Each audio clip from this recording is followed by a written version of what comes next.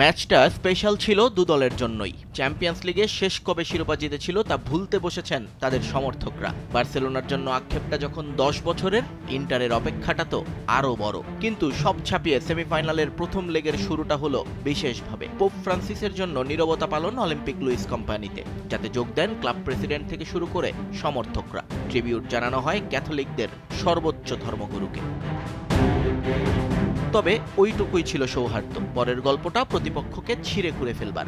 যদিও সেখানে খুব একটা সফল বলা যাবে না কাউকেই, কারণ একক আধিপত্য ছিল না কারোই। তাই ম্যাচের ফল নিয়ে অন্য অনেকের মতোই অসন্তোষ জানানোর উপায় ছিল না সিমোনে ইনজাগির। তবে দুঃখবোধ আছে তার ভেতরে। বার্সার মাঠে 3 বার এগিয়ে গিয়েও লিড ধরে রাখতে না পারার আক্ষেপ তো আর এত সহজে ভুলবার নয়। তার উপর মাক্তেরিয়ানের গোল বাতিলটাও যে হজম হচ্ছে না ইতালিয়ান বসের।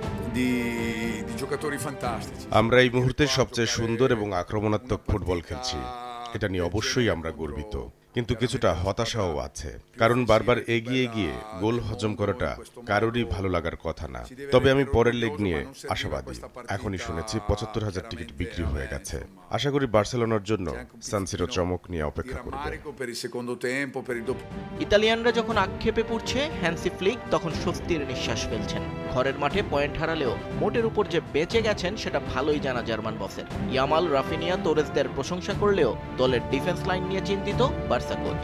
মানছেন প্রতিপক্ষের মাঠে জিততে হলে করতে হবে স্পেশাল কিছু। আমাদের শুরুটা ভালো হয়নি, আর ঠিক সেই সময়টাতেই ইন্টার দারুণ খেলেছে, তাই পিছিয়ে পড়েছিলাম। তবে ছেলেরা যেভাবে ফিরে এসেছে সেটা অসাধারণ। আমার মনে হয় না আমি এর চেয়ে বেশি কিছু তাদের কাছে আশা করেছি। এখনো যেহেতু এক ম্যাচ বাকি আছে, তাই স্বপ্ন টিকে আছে। হতে পারে সেটা তাদের মাঠ, তবে আমরাও ছেড়ে কথা বলবো না। আগামী সপ্তাহেই ইতালির বিখ্যাত সান সিরোতে দ্বিতীয় লেগে মুখোমুখি হবে বার্সেলোনা ইন্টার মিলান। নিয়ন মুহাইমিন, সময় সংবাদ।